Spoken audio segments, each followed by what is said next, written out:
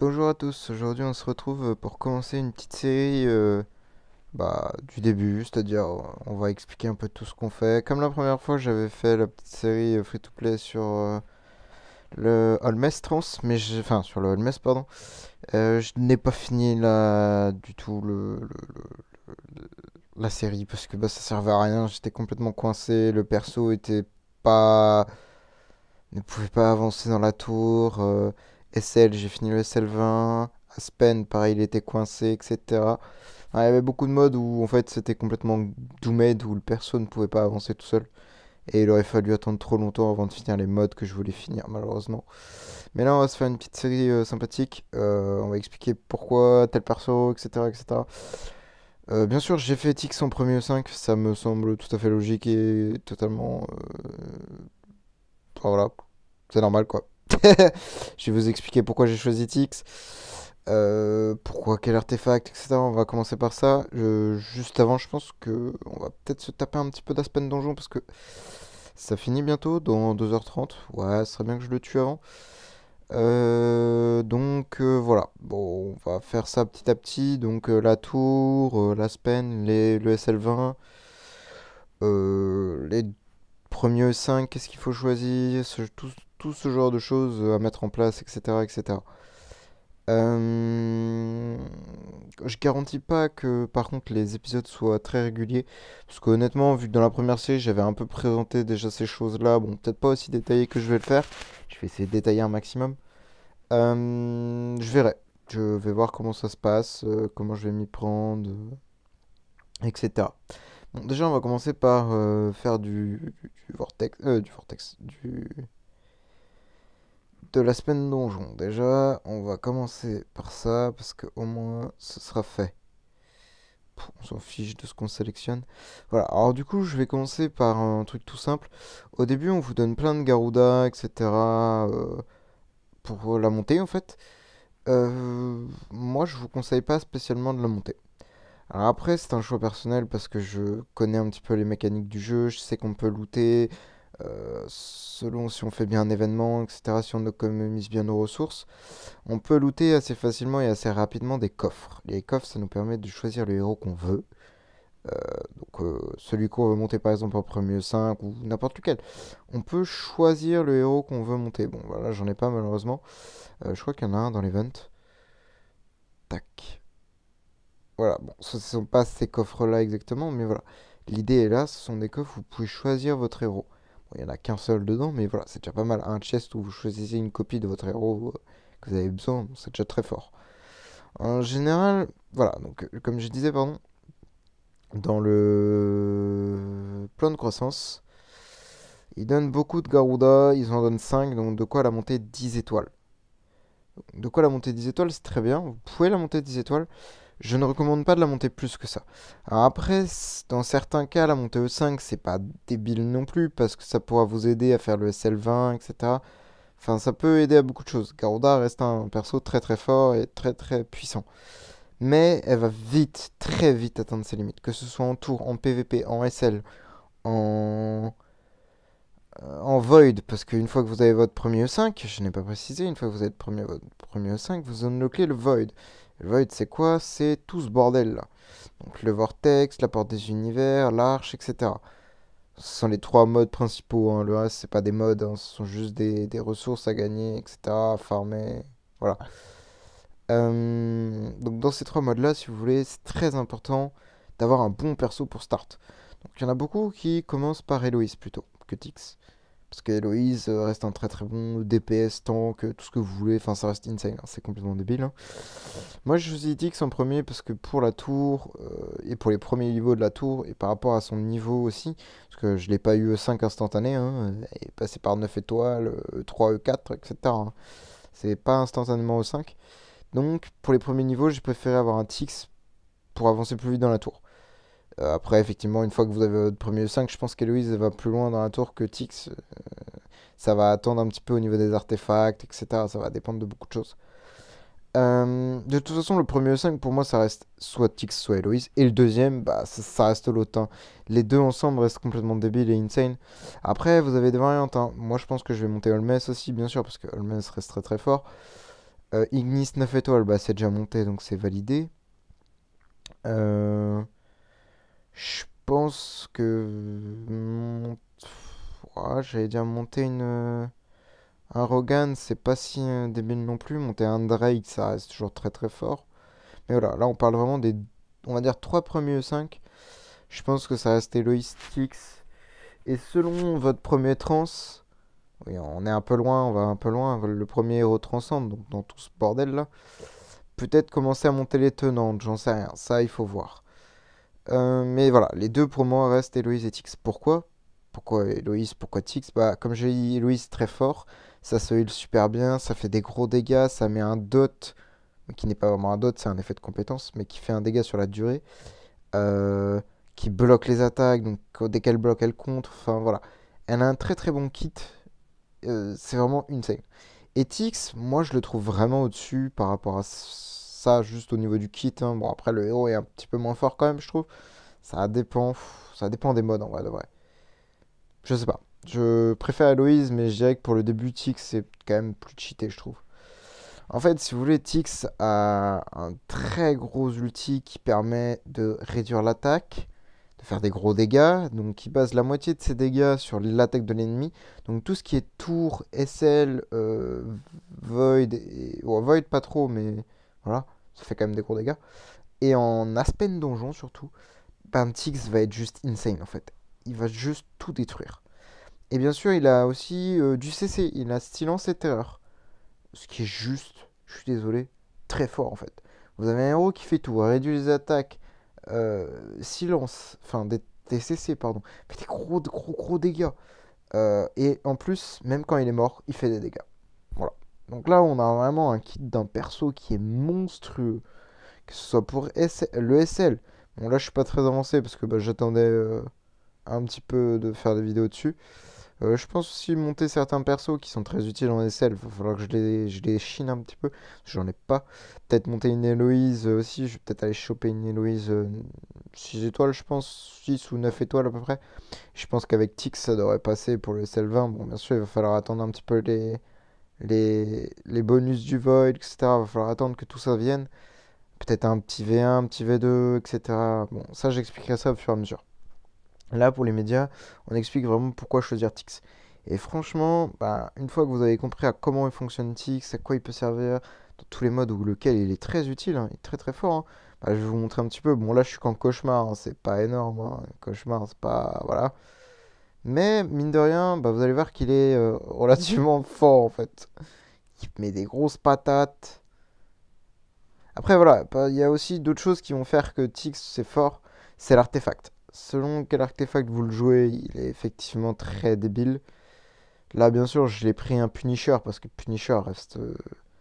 Bah, en fait, j'avais le choix, hein. J'aurais pu prendre une Melodic String, j'aurais pu prendre plein d'Arthos, Crown, enfin. Bref, j'aurais pu prendre vraiment des Arthos qui sont très très puissants. Mais j'ai préféré prendre un Punisher parce que Punisher reste un artefact offensif très très puissant. Alors, j'aurais peut-être dû prendre une Antler Skein quand même. Ah, je sais pas. Ah, parce que l'Antler, ça reste très très fort, plus fort qu'un Punisher à mes yeux, mais plus tard dans le jeu, quoi. Au début, Punisher reste quand même très très efficace.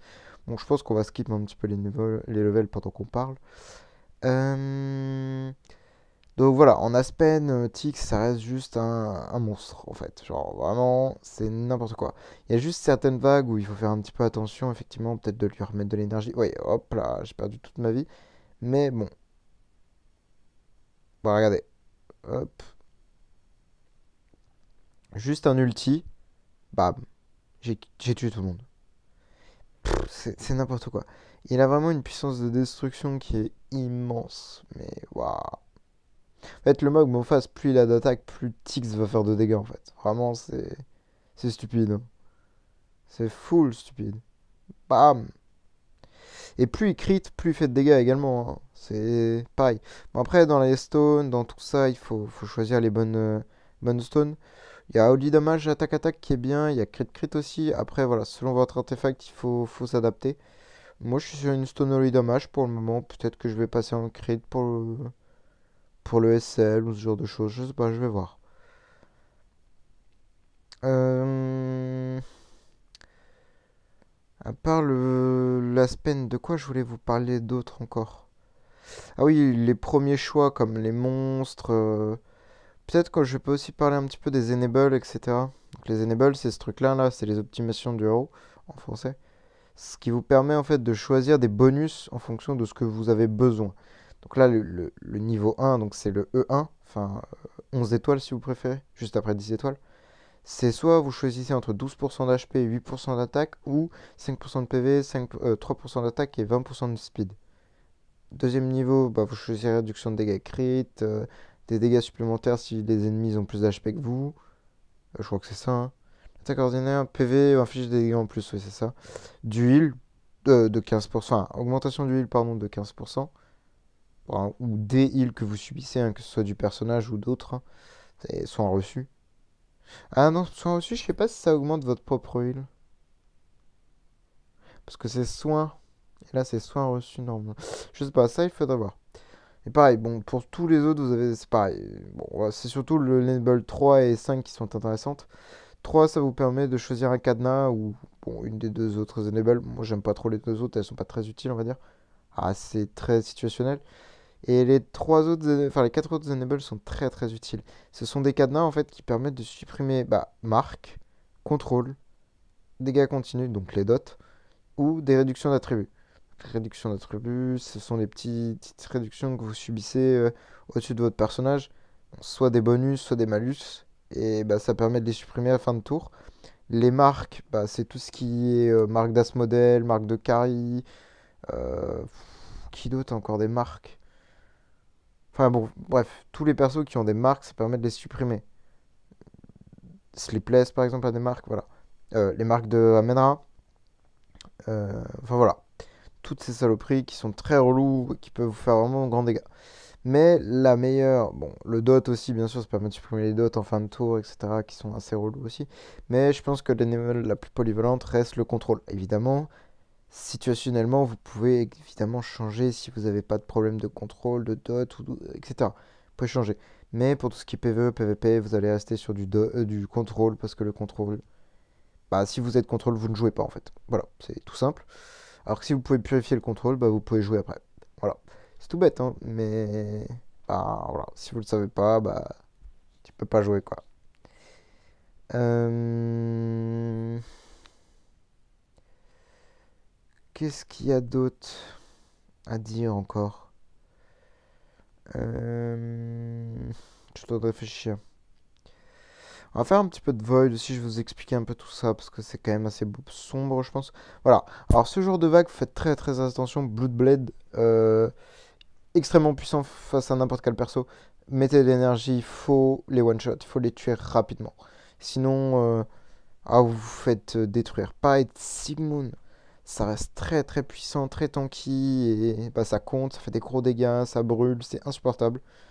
Bon là, il m'a pas fait grand-chose parce que bah, Tix réduit les dégâts, comme j'ai dit tout à l'heure. Donc c'est très fort. Vous subissez moins de dégâts, vous en infligez plus parce que vous volez l'attaque de l'ennemi. Enfin voilà, ainsi de suite quoi.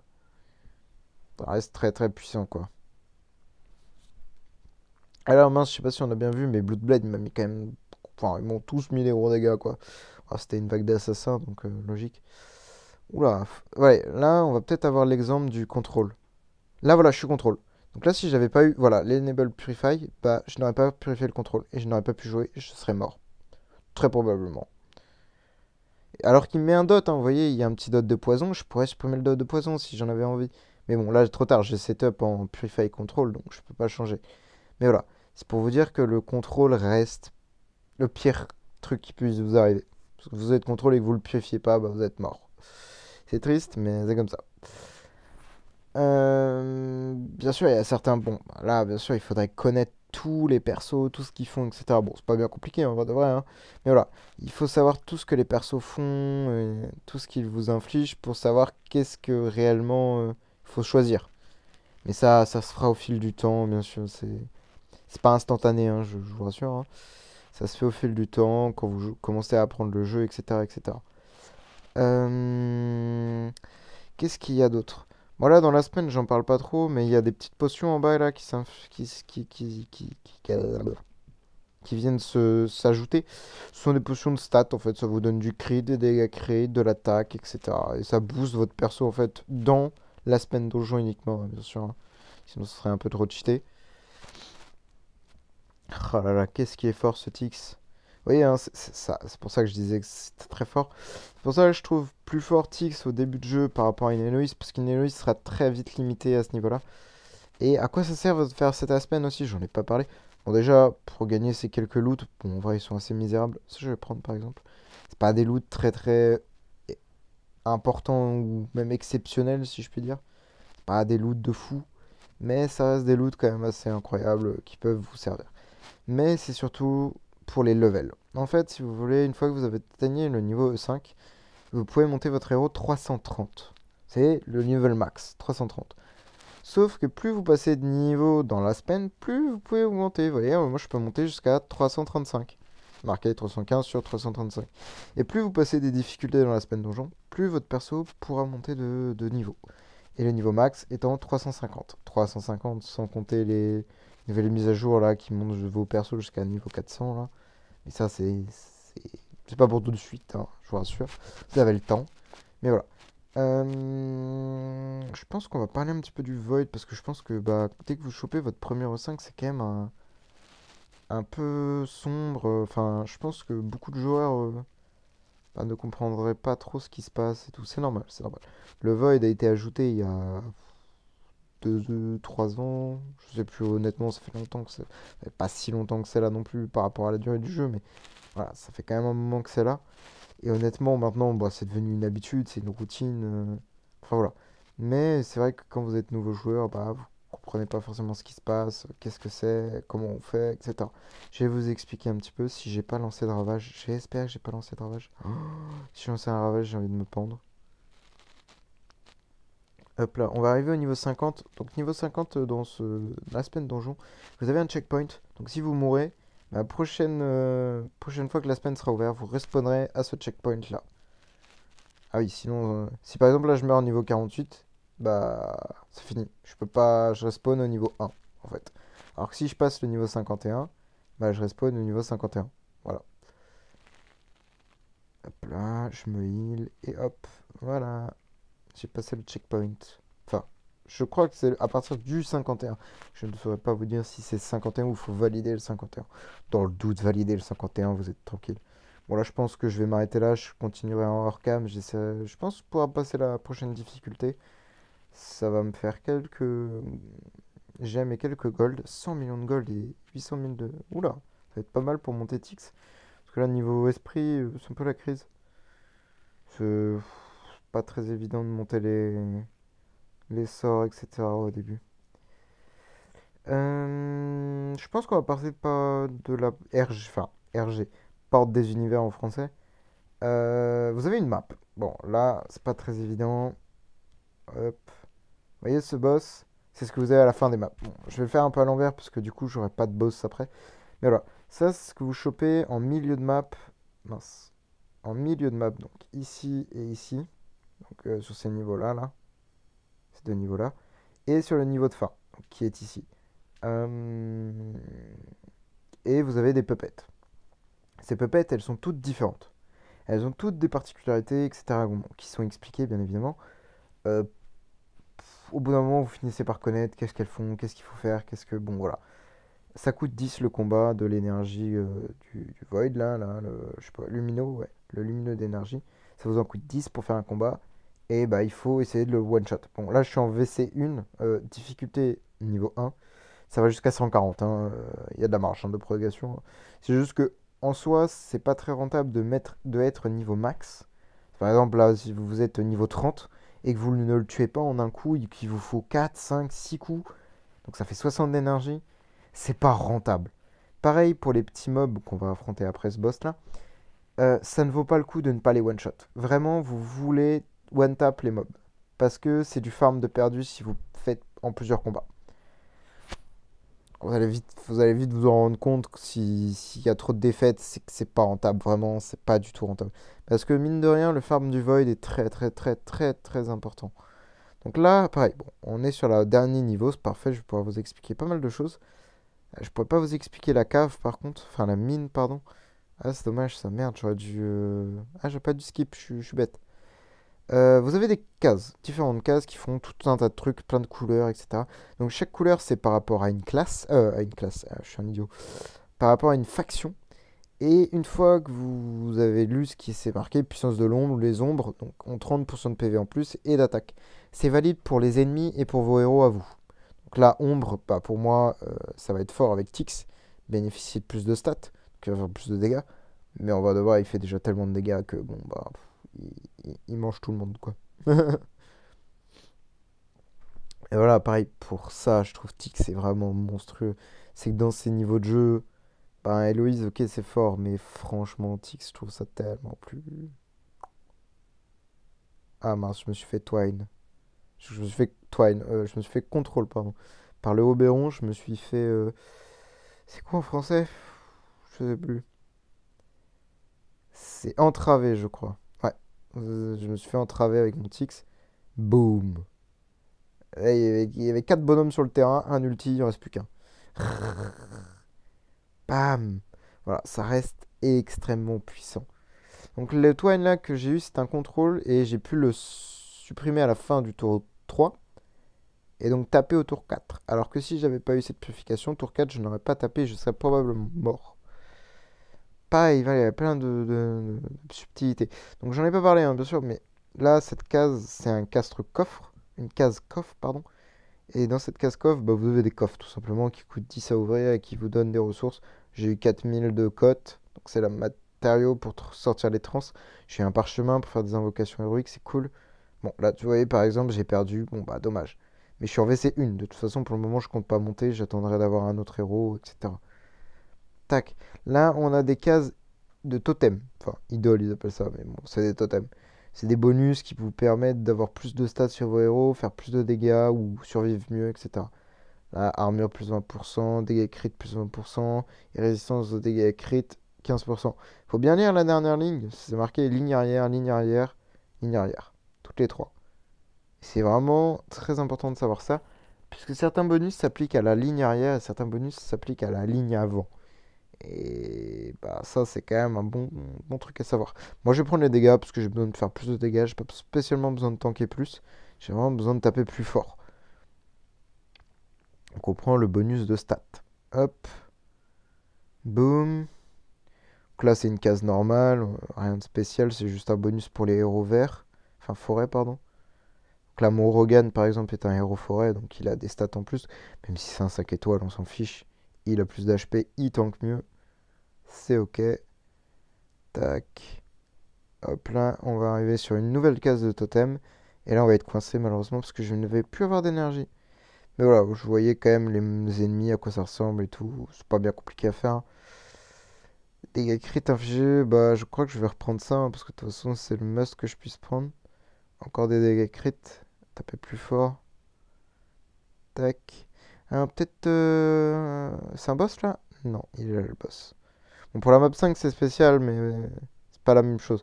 Mais les autres maps sont différentes. Mais de toute façon, vous en rendrez compte vous-même, c'est pas un problème. Il y a aussi une caverne qu'on n'a pas là parce que c'est la map 5, enfin c'est le niveau 5, c'est normal. Caverne qu'il faut absolument faire. Bon, pour l'instant, tant que vous avez qu'un seul E5, si on est dans mon cas, ça ne sert à rien. Il vous faut un 10 étoiles à côté pour la mettre dans cette caverne. En fait, cette caverne va vous permettre de farmer cette ressource, donc les cotes, les cristals de transcendance qui vous permettent donc de sortir votre héros E5. Votre transcende, pardon. Il vous en faut 5 millions, c'est énorme, donc c'est très long à farmer, donc ce petit bonus, il est très fort. Donc, ce sont des persos surcheatés, bon, c'est pas pour maintenant, on en parlera plus tard, c'est très fort, mais c'est pas pour maintenant. On a une deuxième ressource, qui sont les shards, qui permettent, bon, les éclats stellaires, qui permettent d'être mis sur n'importe quel E5, enfin n'importe, non, pas tous, mais les récents, on va dire. Là, ça s'arrête à Jara, a priori. Jara. Euh, Là, ça s'arrête à King Barton, c'est ça. Bon, voilà, c'est déjà pas mal. Mais bref, on a sur tous les persos, quasiment les derniers persos, on va dire, on peut mettre de l'imprint. Donc, l'imprint, c'est ce que j'ai mis sur mon Tix, puisque j'en avais en rab. Ce sont des stats. Donc, PV plus attaque en plus, re-PV et re-attaque en plus. Et là, hop, qu'est-ce que c'est? Une augmentation d'un passif. Donc si je fais carte d'imprint, hop, là je vois, ça me demande un 10 étoiles, ce qui est extrêmement cher pour le début. Donc, mettre un héros V1, V2, c'est très bien. Alors V3, V4, ça commence à coûter très cher en termes de 10 étoiles, etc. Mais ça reste très très fort, hein, parce que ça augmente chaque passif du héros. Donc en fait, votre héros, il est de plus en plus fort, en fait. Il est de plus en plus débile et voilà. Et insane, le perso, oh là là, monstrueux. Mais bref, voilà, on n'est pas là pour passer que de ça, on verra ça un peu plus tard. Vous avez l'arche. Donc l'arche, c'est quoi? C'est un mode extrêmement stupide et chronophage. Vraiment, c'est faut être là tous les jours, tous les jours, tous les jours. Faut pas le rater. Enfin bref. Ou comme le reste du jeu, hein, vaut mieux se connecter au moins une fois par jour. Mais ça, c'est vraiment très très chiant. Mais, mais, les rewards sont extrêmement bien. Donc là, ça vous dit rien, hein, c'est des matos, enfin des trucs, des cristaux bleus, jaunes, violets, verts. Bon, un œuf. Bon, on se demande ce que c'est que cette merde. En fait, tout simplement, c'est en lien avec l'arbre galactique. Bon, là, j'ai rien encore parce que bah, il y a rien, hein, désolé. J'ai déjà un œuf. Bon, je ne vais pas l'open pour une raison simple, c'est que c'est marqué. La première incubation vous garantira un chérubin. Un chérubin, c'est quoi? C'est ces petites bébêtes là, ces petites bestioles là, ces petites saloperies là. Donc, ce sont des petits familiers en fait qui sont actifs sur tout le jeu. Ça vous donnera directement des stats à vos héros. Donc là, nous, ce qu'on veut absolument, vu que le premier œuf est gratos, enfin, nous offre automatiquement un chérubin, on veut essayer de choper le meilleur. Et le meilleur, c'est l'esprit de transcendance. Attendez, j'y viens, j'y viens. C'est comment ça s'appelle? Le Protoss, enfin, le chérubin transcende. Ça ne donne pas des stats qu'au transcende, bien sûr, c'est parce que c'est marqué bonus de statistiques pour les héros de transcendance plus 50%. Généralement, les gens ils pensent que bah du coup c'est valide que sur les transcendes. Non, non. Les PV fixes, donc tout ce qui est en gras, hein, les stats en gras, hein, PV fixe plus 700 000, attaque fixe plus 12 000, tous les dégâts infligés de plus 9%.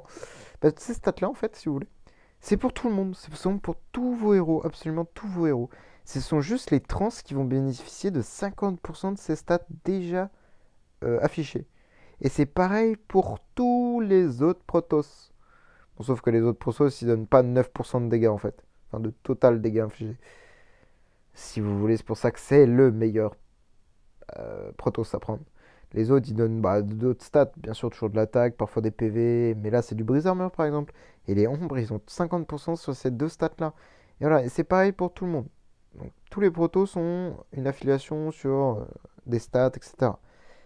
Euh, Et bien sûr, vous pouvez les monter en level. Et ce sont ces petits bordels-là qui servent à les monter en level. C'est extrêmement coûteux et extrêmement cher à monter. Donc c'est extrêmement important de faire l'arche qui vous permet donc d'obtenir les matos pour augmenter vos chérubins. Donc bien sûr, comme je viens de le dire, n'ouvrez pas le premier œuf que vous obtenez. Attendez d'avoir un œuf sombre. L'œuf sombre, c'est celui-ci. Pour essayer d'obtenir la baleine. Et de toute façon, même si vous n'obtenez pas la baleine, bah vous avez une chance d'obtenir le light. Le light, c'est celui qui... La lumière, quoi. Celui de lumière. Et pareil, lui, extrêmement puissant. C'est un des meilleurs. C'est pas le meilleur parce que c'est la baleine, mais il est très fort. Parce que c'est des dégâts sacrés, des PV, de l'attaque fixe. Enfin, ça reste monstrueux. Bon, le dernier, bien sûr, c'est le Dark. Il reste bien, mais ne le montez pas. C'est pas très fin. Il est considéré comme un des plus inutiles. Puisqu'en fait, les dégâts talents, ce sont l'ulti, en fait. Ce sont l'ulti de vos héros. Après, il faut voir comment c'est calculé, hein, bien sûr. Mais là, si vous voulez, vous regardez votre ulti, il a 800%, plus 800%, ça fait un ulti à 1600% en fait. Donc, plus 60% sur un ulti à 1600, bon, c'est pas exceptionnel. Mais après, il faut voir comment c'est calculé. Mais bref, ça reste moyen à monter. On vous conseille vraiment d'ouvrir un œuf sombre et d'aller chercher un de ces deux-là. Bon, si vous l'avez pas, c'est pas grave, tant pis. Vous essayez d'ouvrir tous les œufs que vous avez.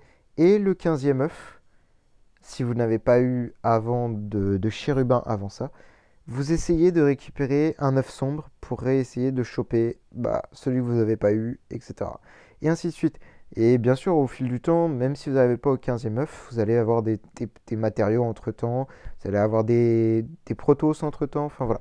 Vous allez avoir toutes sortes de choses qui vont tomber. Et ça restera très bien pour améliorer vos héros. J'ai pas parlé de l'arbre au milieu là. C'est un arbre en fait euh, qui améliore les dégâts de votre monstre. Donc le monstre c'est quoi? C'est ce truc là, petite bébête là, qui est présent en combat, etc. et qui vous permet d'infliger des dégâts à l'ennemi dès que vous lui chargez sa barre d'énergie. Alors bien sûr c'est peut-être pas évident à voir. Alors, attendez, on va essayer de le montrer. Et bien sûr, lui-même donne des stats, hein. Il donne des PV, de l'attaque, il fait des dégâts, il fait des choses. Voilà. J'ai pris le meilleur, j'ai pris le Phoenix, parce que le Phoenix reste le meilleur monstre à choisir. Plein de stats en plus, du heal, des gros dégâts, enfin bref, plein de choses cool. Tac, boum, gros dégâts. Bon, là ouais, je vais mourir malheureusement. Où c'est que je pourrais vous le montrer? Je pense dans ce SL là, je peux vous le montrer. On parlera plus tard des terres scellées, je pense, dans une autre vidéo, parce que là, ça fait déjà, doit être assez longue déjà la vidéo. Bon, on va attendre que les tours se cumulent. Voilà, bon, je me fais marave les dents. Vous voyez la barre en bas, c'est la barre du monstre, justement, qui se charge. Chaque fois que vous faites un ulti sur un de vos persos, ça charge cette barre, et à chaque fin de tour, ça charge aussi la barre. Et une fois que la barre est chargée à 100%, comme ici, bam, vous avez le monstre. Et là, vous voyez les dégâts qu'il a infligés. Bam, il a fait d'énormes dégâts. Bon, c'est parce que c'est le premier niveau, c'est normal, hein. Mais voilà, quand même fait des gros dégâts et voilà. Et le but, c'est juste d'avoir le meilleur monstre amélioré hein, et de faire des gros dégâts, quoi. Voilà, c'est le principe de la chose. Et je vais gagner juste parce que le monstre fait des dégâts et que j'ai des persos qui survivent en fait. C'est complètement stupide. Oh, survivre. Et voilà, vous voyez le heal aussi qu'il inflige. Il a un très très gros heal. Et ça permet donc d'avoir des héros qui survivent bien, quoi. Ouais, bon, je tuerai pas, mais en vrai de vrai, si je fais quelques changements, typiquement, euh, peut-être monter quelques niveaux sur le Delacium, je sais pas, niveau 30, genre,